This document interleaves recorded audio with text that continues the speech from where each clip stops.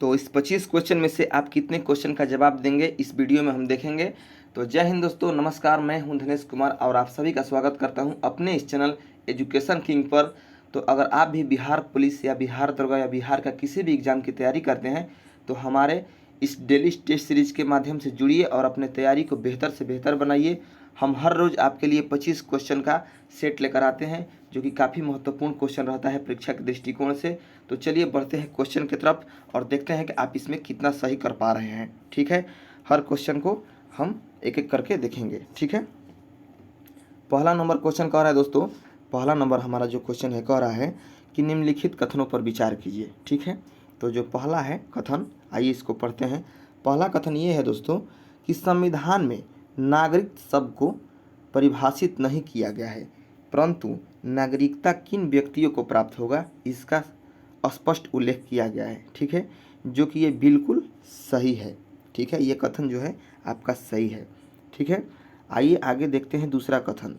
दूसरा नंबर कथन कह रहा है कि संविधान 26 जनवरी 1950 को लागू हुआ, परंतु नागरिकता वाले प्रावधान 26 नवंबर 1949 को ही लागू कर दिया गया था, जो कि ये भी जो है आपका सही है। ठीक है दोस्तों, तो आपका इसमें से आंसर कौन होगा? तो आंसर जो होगा आपका सी होगा।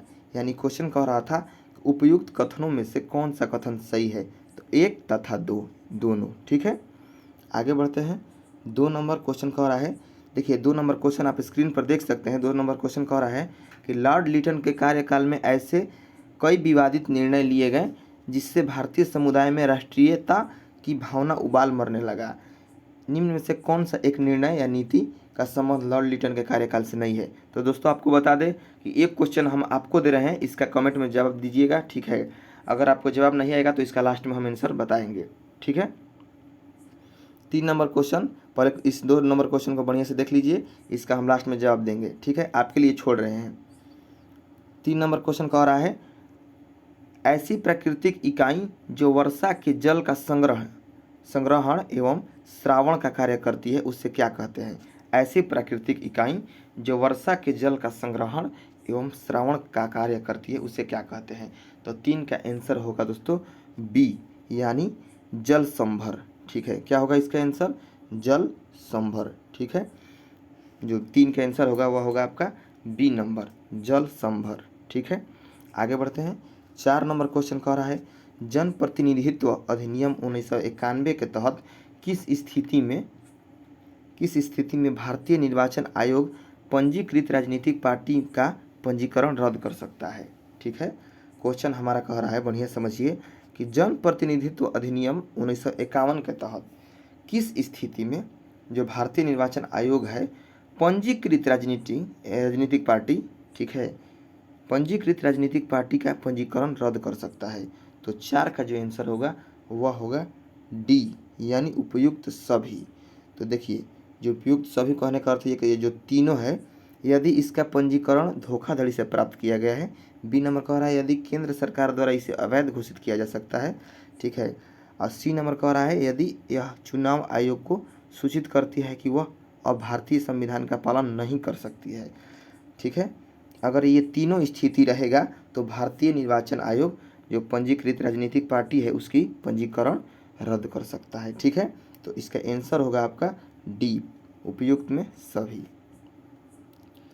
5 नंबर क्वेश्चन कह रहा है सर्वप्रथम किस गवर्नर जनरल ने मुगल बादशाह को यह साफ साफ समझा दिया कि आपकी बादशाहत नाम मात्र की है और मुगल दरबार में स्थित ब्रिटिश रेजिडेंट बादशाह की नज़र पड़ते ही खड़ा नहीं होगा? ठीक है, तो ये जो है आपका आंसर होगा 5 का, वह होगा सी, यानी एमहर्स्ट। ठीक है, एमहर्स्ट इसका आंसर हो जाएगा। ठीक है दोस्तों, क्वेश्चन क्या कर रहा था हमारा, सर्वप्रथम किस गवर्नर जनरल ने?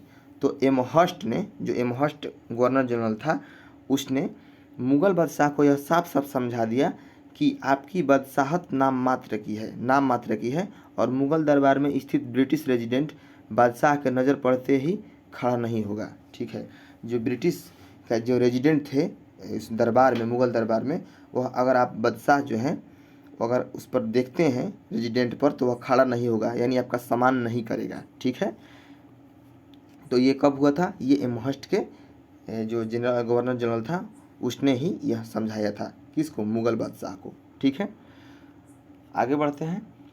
ठीक है, तो 5 का आंसर होगा आपका सी। 6 नंबर आइए क्वेश्चन देखते हैं। 6 नंबर क्वेश्चन कह रहा है पश्चिमी विक्षोभ से प्राप्त होने वाली अल्प वर्षा को राजस्थान में किस नाम से संबोधित किया जाता है? तो 6 का जो आंसर होगा दोस्तों वह होगा ए, यानी मावट। ठीक है, इसका क्या आंसर होगा? मावट होगा।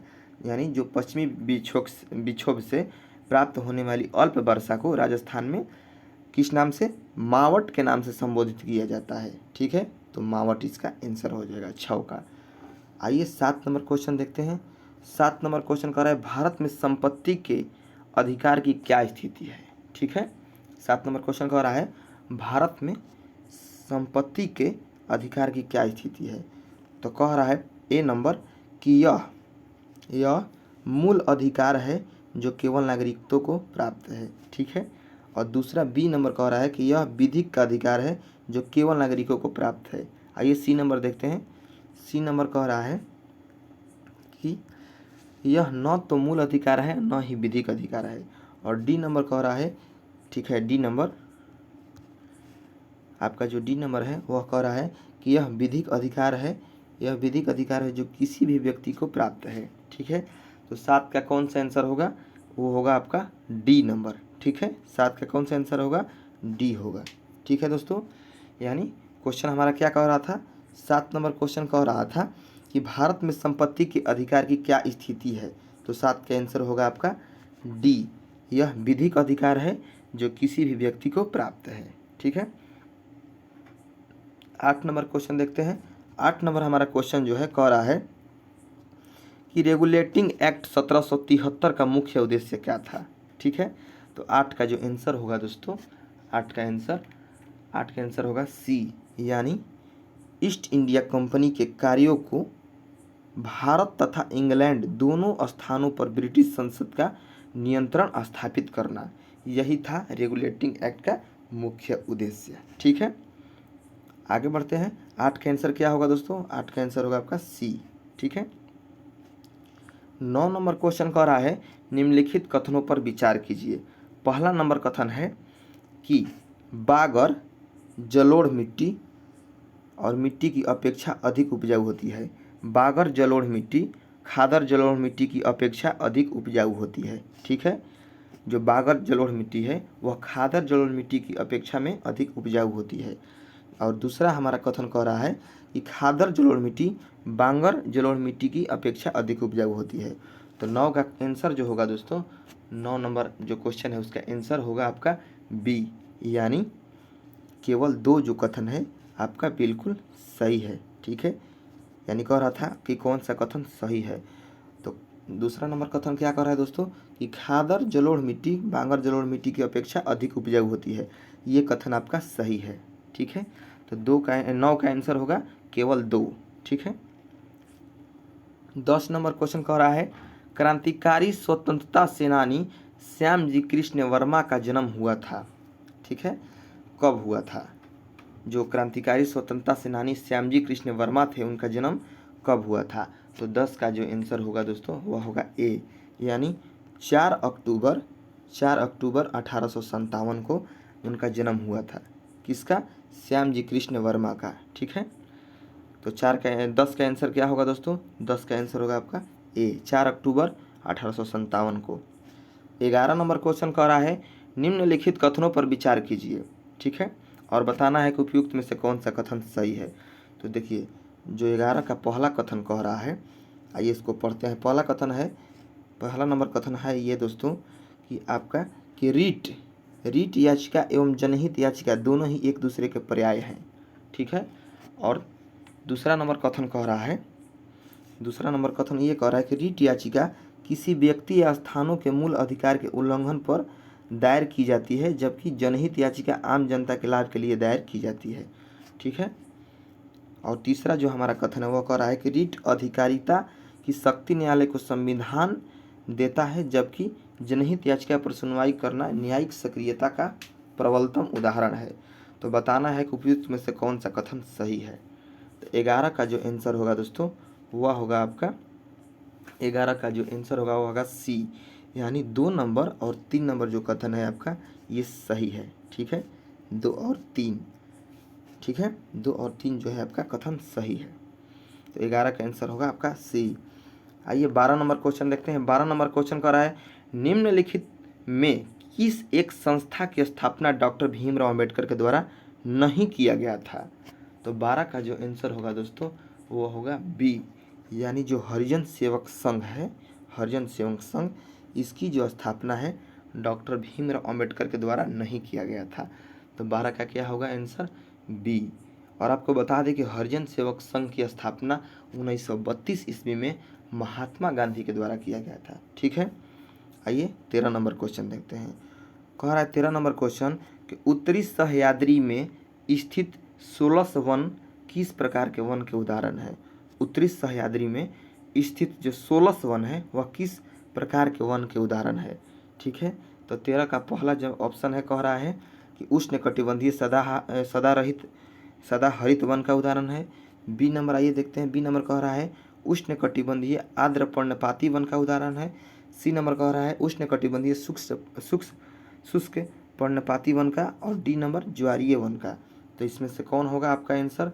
तो 13 का जो आंसर होगा दोस्तों वह होगा आपका ए। ठीक है, यानी जो 16 वन है उत्तरी सह्याद्री यानी पश्चिमी घाट में वह उष्णकटिबंधीय सदा हरित वन का उदाहरण है।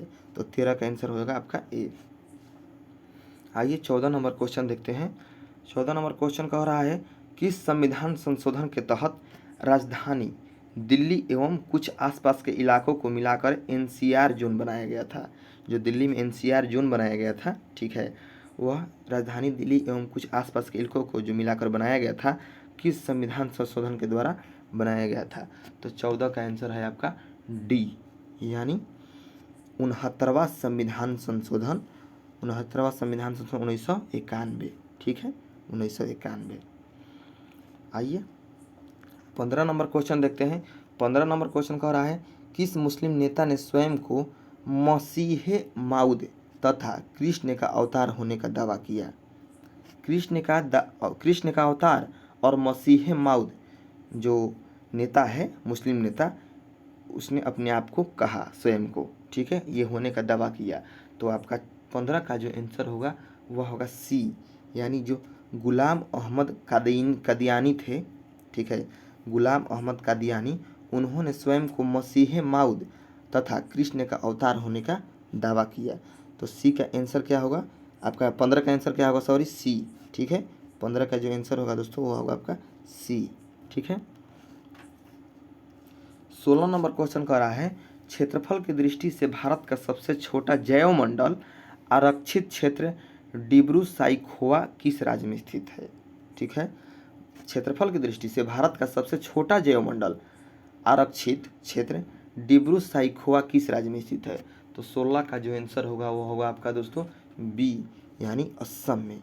ठीक है, असम में जो है सबसे छोटा जैवमंडल डिब्रू साइखोवा है। ठीक है, तो क्या होगा इसका आंसर? 16 का बी।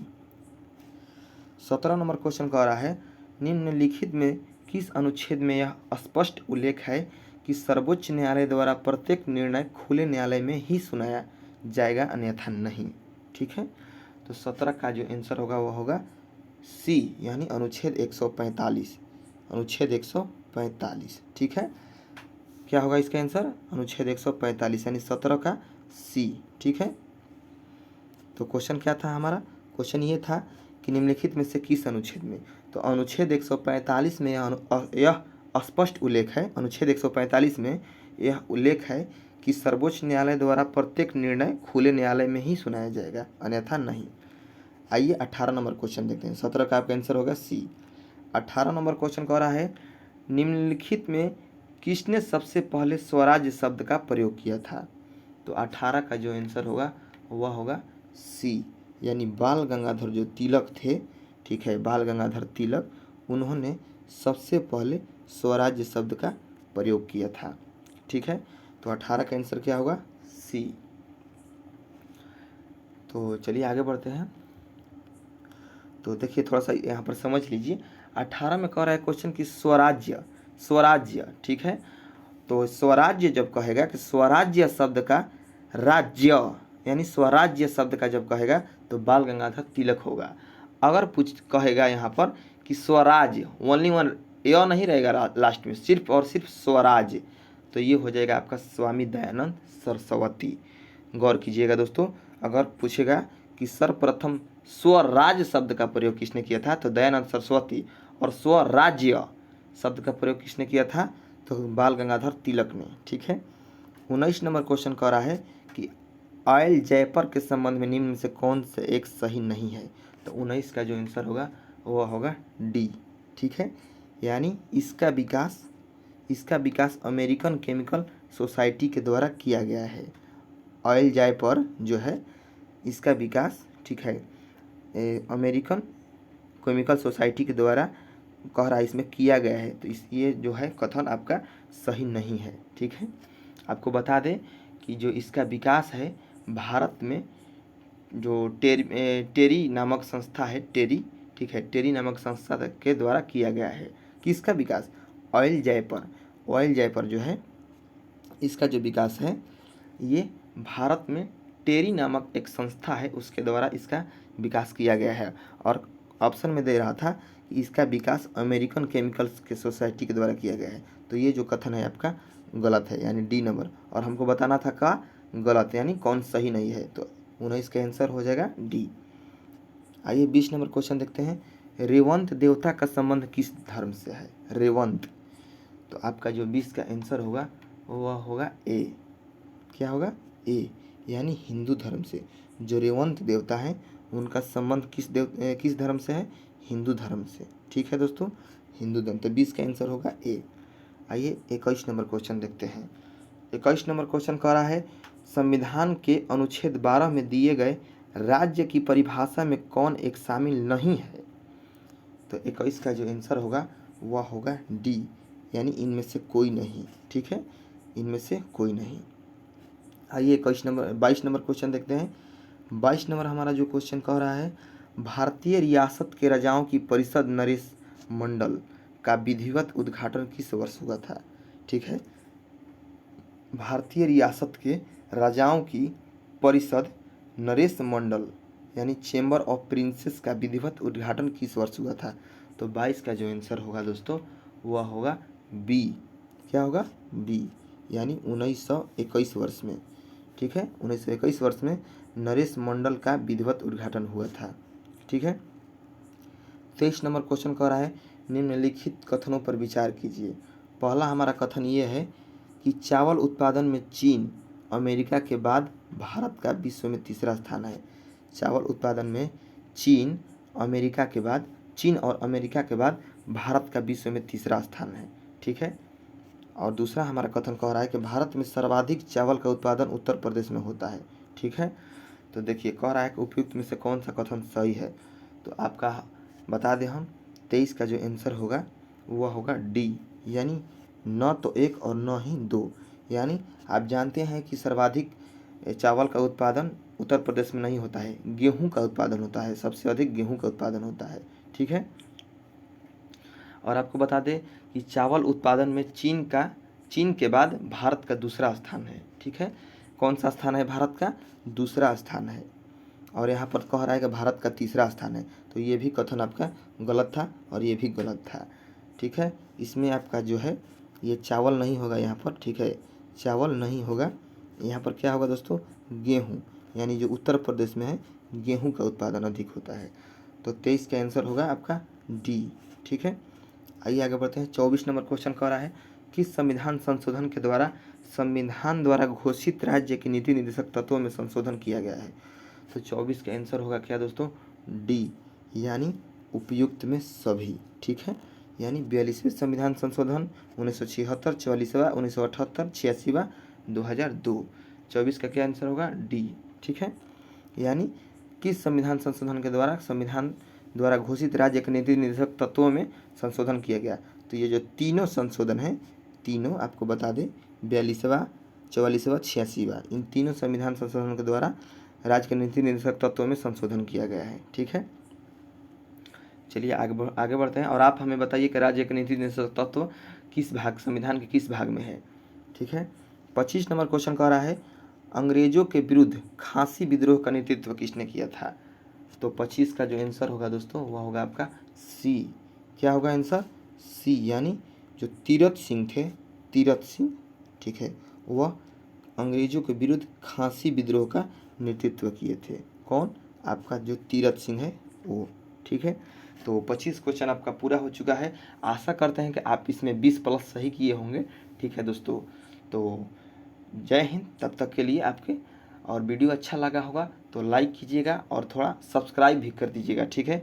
हम ज़्यादा सब्सक्राइब के लिए नहीं बोलते हैं, हम चाहते हैं कि आपकी तैयारी को सिर्फ बेहतर बनाएं, ठीक है। अगर आपको अच्छा लगेगा तो आप सब्सक्राइब खुद ही कर देंगे। तो तब तक के लिए जय हिंद दोस्तों, मिलते हैं अगले वीडियो में एक नया सेट के साथ।